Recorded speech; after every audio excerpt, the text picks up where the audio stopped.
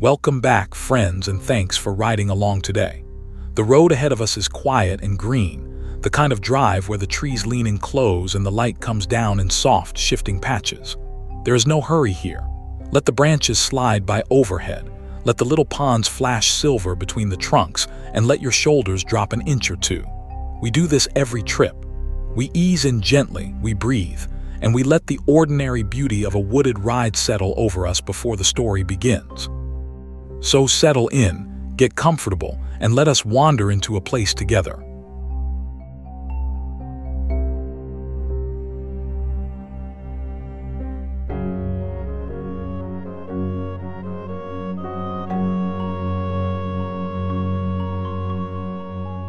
Let us find our footing first. Today we are exploring Richfield, Minnesota, a small city that sits right in the heart of Hennepin County. Picture the big city of Minneapolis to the north, and just below it, tucked in tight, is Richfield. Keep going south past Richfield and you reach Bloomington, home to the airport and that famous mega mall. Richfield is wedged snugly between them, a neat rectangle of neighborhoods only a few miles across. It is close to everything, and yet, as we will see, it has always kept a hometown heart entirely its own.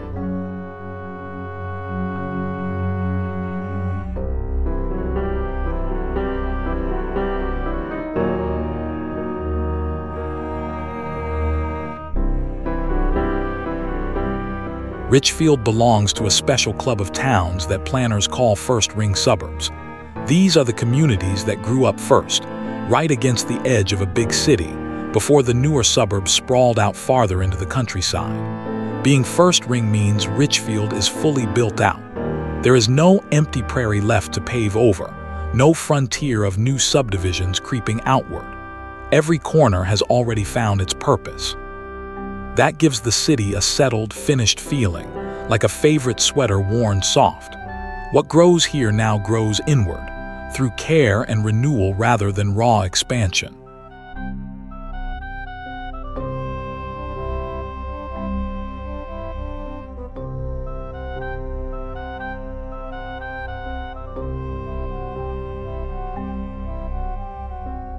Richfield has a nickname it wears with real pride.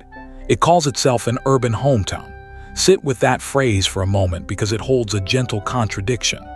Urban speaks of the nearness of the city, the buses and busy roads, the airport humming just beyond the southern edge. Hometown speaks of front porches, of neighbors who know your name, of a place small enough to feel whole. Richfield insists you can have both at once.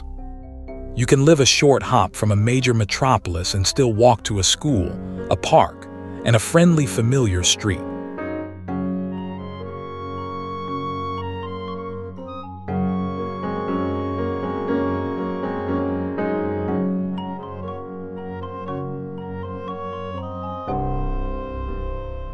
Let us pause the story and just drive for a bit. Notice how the woods change texture as we roll along. Here the trees crowd together, dark and cool. There they open into a meadow where tall grass bows in the wind. A ride like this asks nothing of you. It only offers. The rhythm of trunks passing by, the far-off glint of water, the occasional bird lifting off from a fence post. These are the small gifts of an unhurried afternoon. Keep them in mind as our tale unfolds, because every town in the end began as land like this.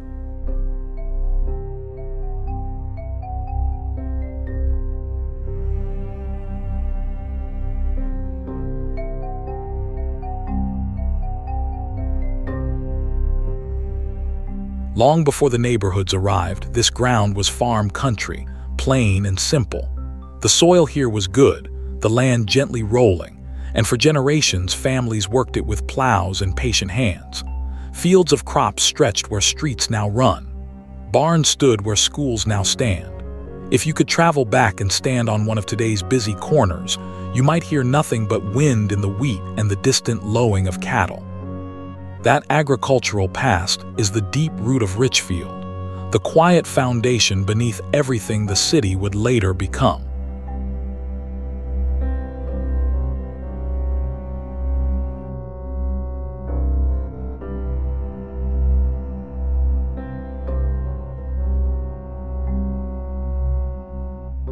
There was a special kind of farming here that deserves its own moment. They called them truck gardens, and the name has nothing to do with the trucks we know today. It comes from an older word simply meaning goods to be traded. These were market gardens, small intensive plots that grew vegetables and produced to sell fresh in the nearby city. Wagons and later trucks would carry Richfield's tomatoes, sweet corn, and greens straight up the road to feed the tables of Minneapolis. For a time, this was the city's larder, a green apron of gardens ringing the growing metropolis.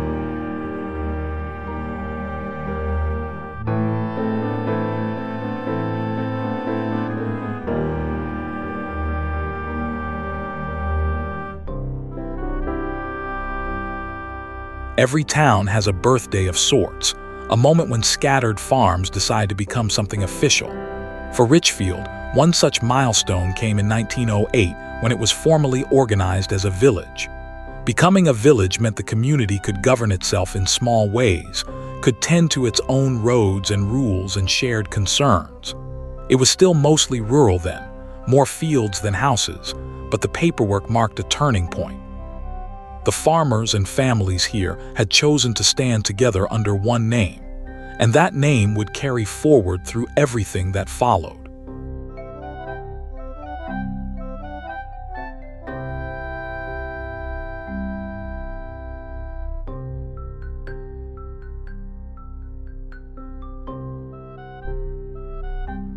Back to the open road for a spell. Watch how the land itself tells a story without a single word. A low, wet hollow where reeds gather. A gentle rise crowned with oak. The way a stream decides all on its own where it wants to bend. Long before anyone drew a boundary or raised a fence, the land had its own quiet logic. Wherever we travel, that logic is still there under the pavement, still shaping how a place feels.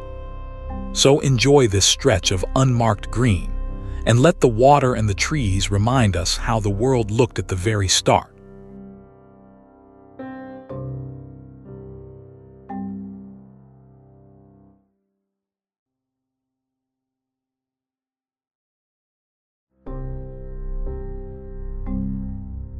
Before any village or farm, this land was home to indigenous peoples who lived across this region for countless generations.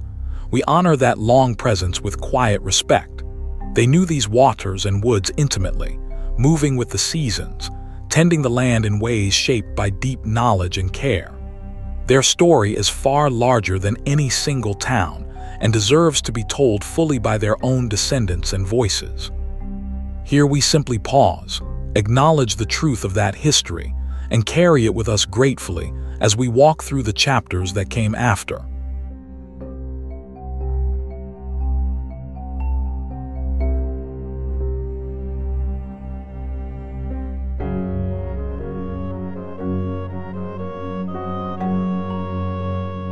As the years turned toward the new century and beyond, the connections to the city grew stronger. Roads improved, rail and streetcar lines reached outward from Minneapolis, and suddenly the trip that once took a slow wagon morning could be made in a brisk ride. Those links mattered enormously. They meant a person could live out here among the gardens and still work or shop in the city. Little by little, Richfield shifted from a place you farmed to a place you could also simply live, with the bustle of downtown just a comfortable journey away.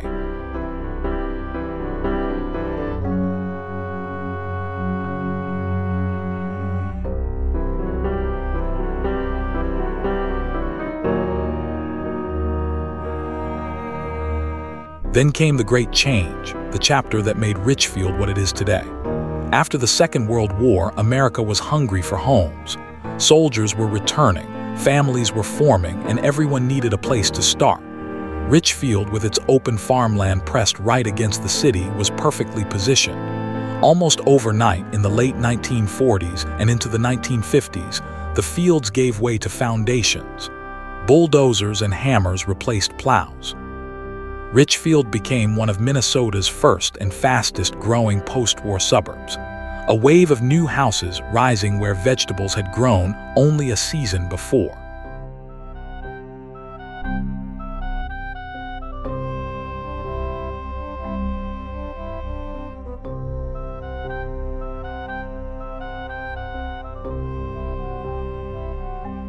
Let us breathe again with a quiet stretch of road.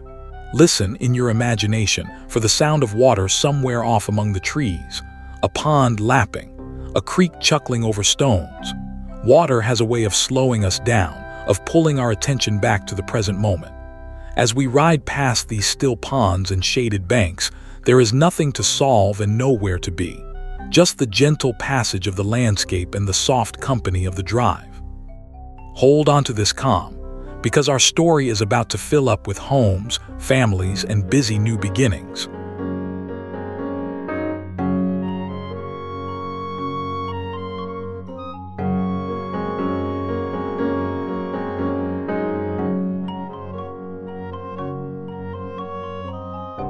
The houses that filled Richfield in those boom years had a clear and honorable purpose. They were built to be affordable, modest homes for the veterans coming back from the war and the young families they were starting. These were not mansions. They were small, sensible, and within reach of a working household's budget, and that was exactly the point. A returning soldier could plant a lawn, raise children, and own a piece of the future without needing wealth. Street after street of these welcoming little homes gave a whole generation its first real foothold.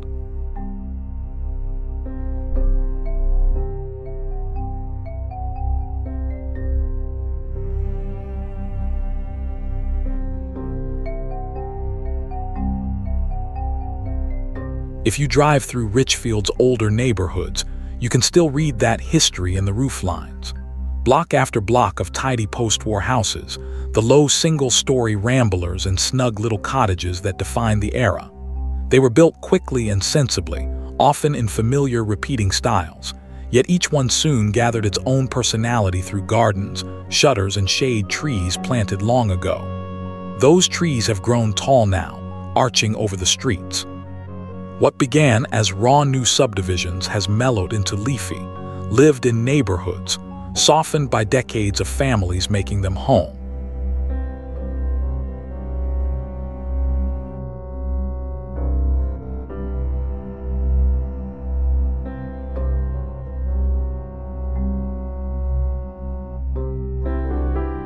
With all those new residents pouring in, the old village clothes no longer fit.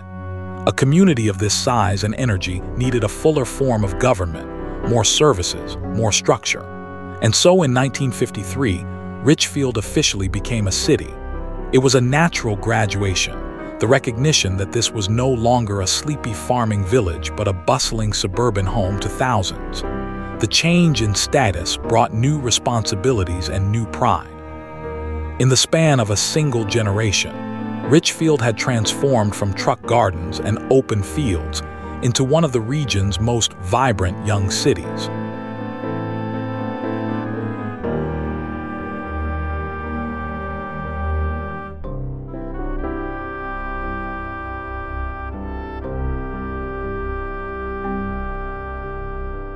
Time for another easy stretch.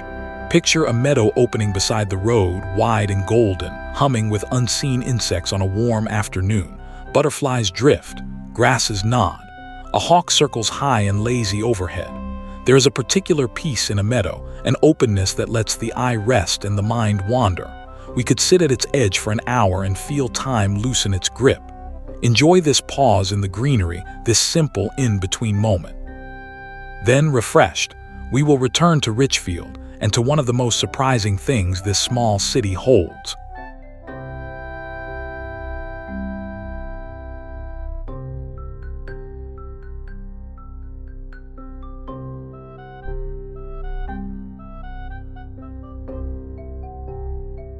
Here is a fact that catches many people by surprise. This modest urban hometown is the world headquarters of Best Buy, the giant electronics retailer known across the country by its bright blue and yellow. The company that sells televisions, computers, and gadgets to millions runs its whole operation from right here in Richfield. It is a wonderful little twist. A city born of vegetable gardens and veterans' cottages now hosts the nerve center of a national brand. Big business and small town sit side by side.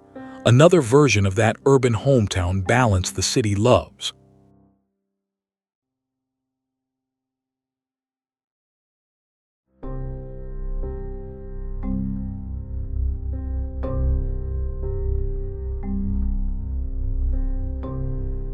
Think for a moment about how far that reach extends.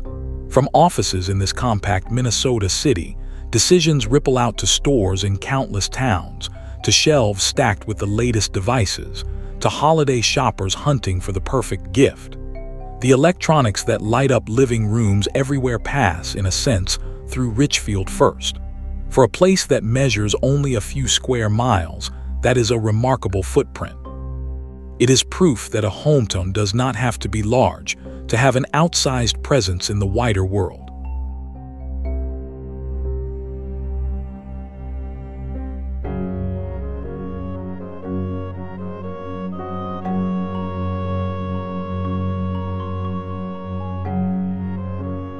Remember those veterans who filled the first houses.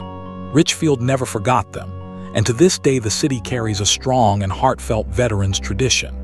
Those returning soldiers did not just fill neighborhoods, they built the civic spirit of the place, joining clubs, coaching teams, and shaping the community they had fought to come home to. That legacy of service is honored here with genuine care, in memorials, in ceremonies, and in a shared sense that gratitude matters. It is a thread running straight from the post-war beginnings to the present, quietly binding the generations together.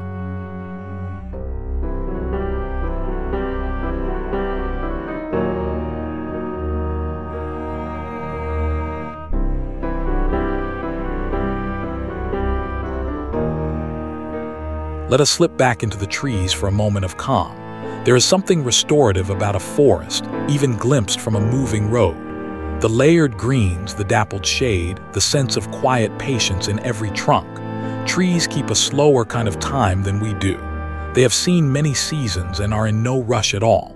As we glide past them, let their steadiness rub off on us a little. Breathe in the green. Then hold that feeling close, because Richfield has its own beloved pocket of wild woods and water, and we are about to visit it.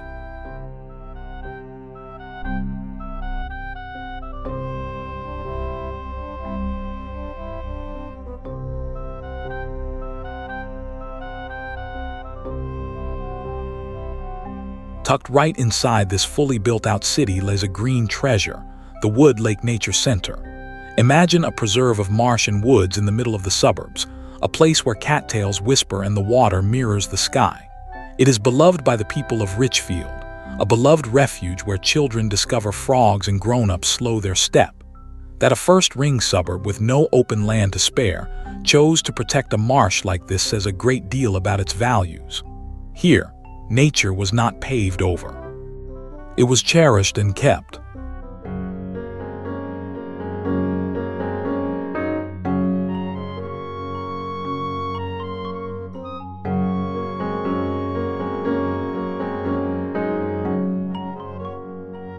The magic of the Nature Center is that it invites you in, gently. Wooden boardwalks reach out across the wetland, letting visitors stroll right over the marsh without ever getting their feet wet. Step by step, the boardwalk carries you into a world of reeds and open water, close enough to watch a dragonfly hover or a turtle sun itself on a log. It is an easy, welcoming kind of wilderness, open to families, to elders, to anyone who wants a quiet walk. Few things capture the urban hometown spirit better than a wild marsh you can amble across in comfort.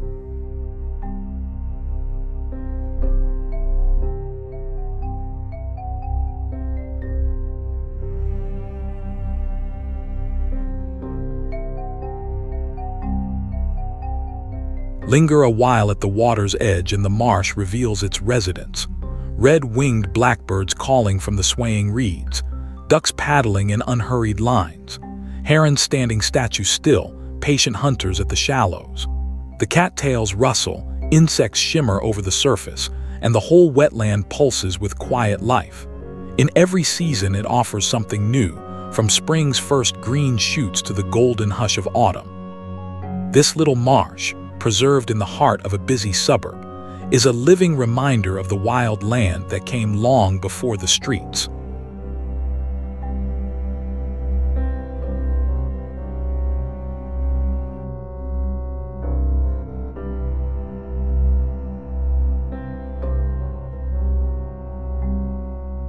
Another gentle interlude on the road. Let your gaze lift to the open sky for a moment, wide and generous above the treetops. A few clouds drift by in no particular hurry. Below them, a still pond holds a perfect reflection, sky doubled in the water. These are the plain wonders that ask for nothing but our attention. No admission, no schedule, just the world quietly being itself. As we cruise this peaceful stretch, let the stillness sink in. Then we will turn back toward town, to the parks and gathering places where a community's daily life unfolds.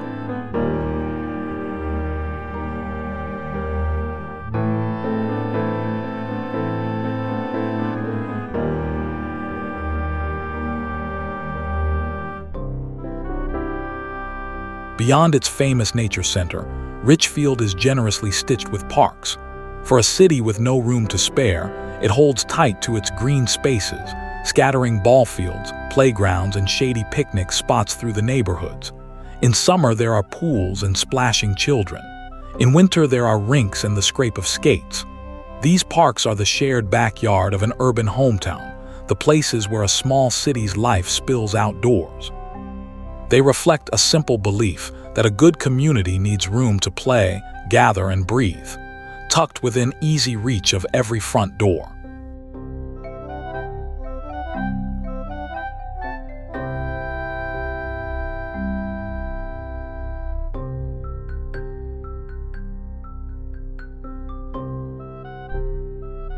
This corner of Minnesota is famously a land of water, and Richfield sits comfortably within it. Lakes and creeks thread through the wider landscape, glinting invitations to paddle, fish, or simply sit on a bank and watch the light play. Water has shaped life in this region from the very beginning, and its presence is never far away. A short trip in almost any direction brings you to a shoreline.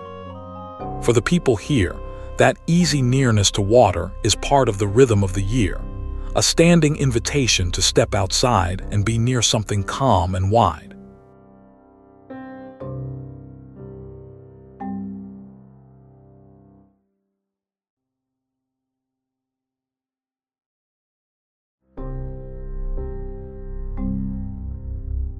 Every hometown has a Civic Heart, the cluster of buildings where the shared business of a community gets done.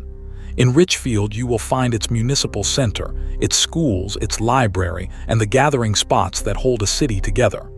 These are not grand monuments. They are practical, welcoming places, sized to human comings and goings. Here neighbors vote, students learn, and local decisions get made face to face.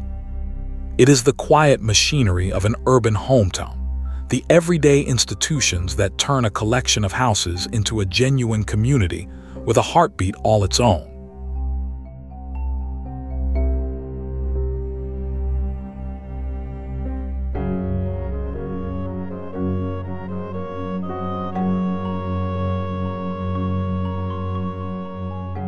Let us take one more breath among the trees.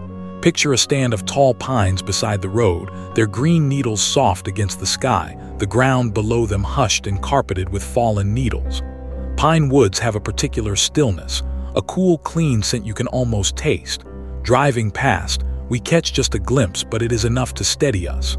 These small encounters with nature are the whole point of a ride like this. Enjoy the pines as they slide by. Then we will gather our story back up and follow Richfield into the present day.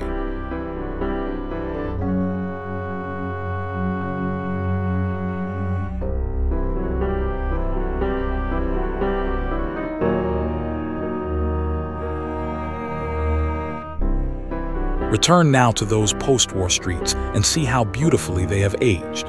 The little veterans' homes still stand, but the raw new subdivisions of the 1950s have grown into leafy, established neighborhoods. Trees planted by young families long ago now arch in green tunnels over the roads. Gardens have matured, additions have been built, and generation after generation has put down roots. What was once a hurried answer to a housing shortage has become something warmer and lasting, comfortable blocks of homes, where children still ride bikes and neighbors still wave from their porches.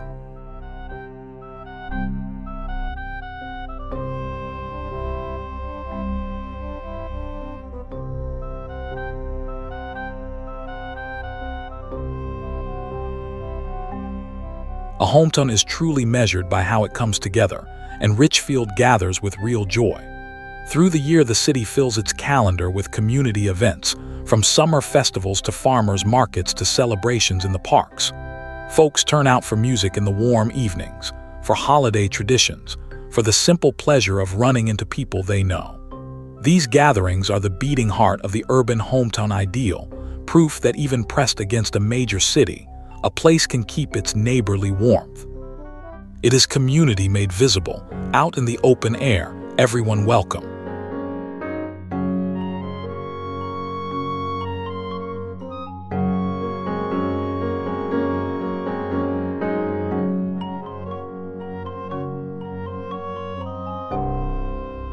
So here stands Richfield today, still living up to that lovely nickname.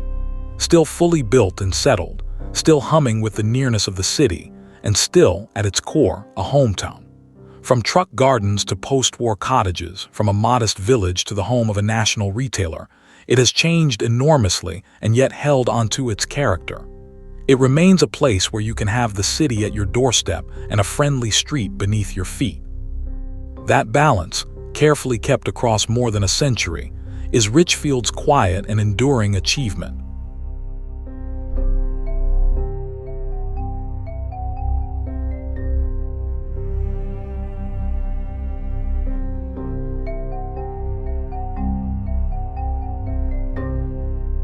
Our story is nearly told, so let us return to the open road one last time and simply enjoy the ride. The trees are still here, patient as ever. The ponds still flash their silver between the trunks. The green world rolls gently by, indifferent to our comings and goings, offering its calm to anyone willing to slow down and notice. There is a deep comfort in that. Whatever towns we explore, the land always waits, steady and generous. So breathe easy, watch the branches drift overhead, and let this peaceful stretch carry us toward our farewell.